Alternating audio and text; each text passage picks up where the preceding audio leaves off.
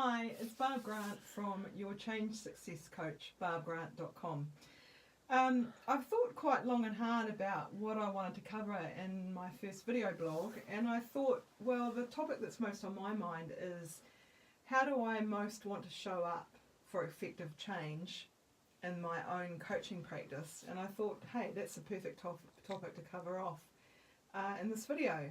So in terms of how do we show up to be most effective when we're trying to actually undertake some significant change, my thoughts are that first of all there's a thing for all of us around clearing the decks, meaning that often when we're in the office, things are busy, we come from other stressful work situations, and we come into some workshop or focus group when the idea is that we're going to create something meaningful in terms of some change process.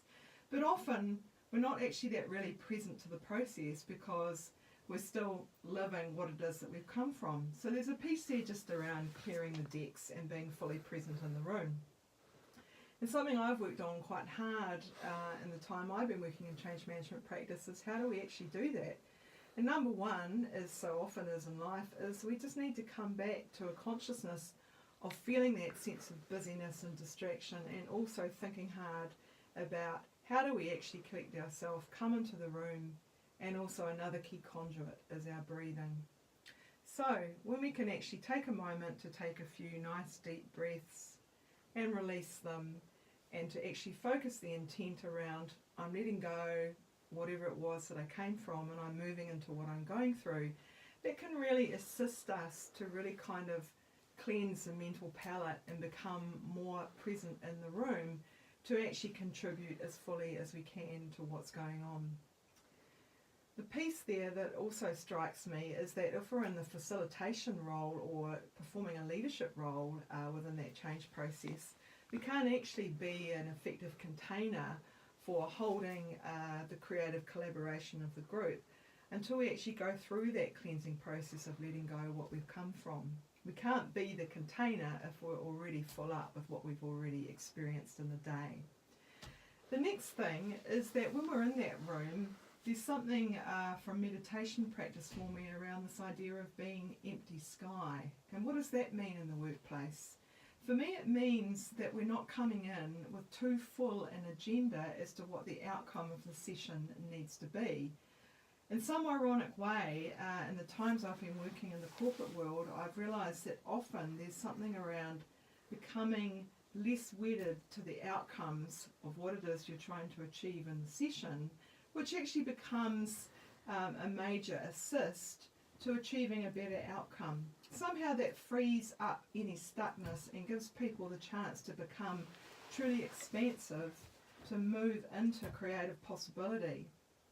Often if we try to control the interaction in the room, if we have too many matrices or diagrams, cheat sheets or worksheets for the group, we're actually somehow locking down the process and turning it into some kind of vivisected components idea, which means that we can't actually get into true creative expansiveness. If we try and lock down and control what's happening in the room too much, then we actually squeeze out the creativity of the session to the point that people can't do their most creative work. We might be able to come up with some kind of solution, but is it the boldest, most effective outcome that we can come up with, and is it the most future-proof solution that we can find? When we're in that room and we have become more of the empty sky, i.e. fully present to what's going on in the session, there's also something about listening actively to what our colleagues are contributing, and that in itself is harder than it perhaps sounds. Quite often in the workshop dynamic you can see that people are listening, but they're only listening in order to talk, i.e. they're using the time to formulate what they want to say. And there's a lot of things there about needing to let go of the ego. If we're really fully present to what someone's contributing in a group, we have to get out of our own way and let them actually enter the arena and fully occupy it, which means we pull out in order for them to fully occupy the creative space that they have.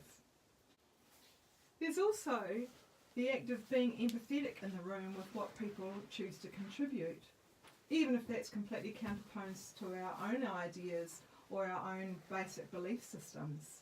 If we can actually take a moment to walk a minute at least in someone else's shoes, it really helps everybody feel that they are truly contributing and that it's an actual equal collaboration between partners. That means that we have to suspend our need to actually counterpose what someone's saying in the room and accept their experience, and for a moment take on the notion that there's something true and essential in their point of view that we need to actually experience in order to get to their best outcomes. Finally, I think we all need to be mindful that the way that we witness and respond to what people contribute in the session will have a direct influence and effect on the outcomes of the session itself. So there's 5 of my thoughts about how best to show up for effective change in your workplace. I hope there's something in there for you to reflect on. I'm looking forward to working on doing video blogs. This is the first, and I look forward to seeing you again for more thoughts from Barb Grant from Your Change Success Coach. Thanks for listening.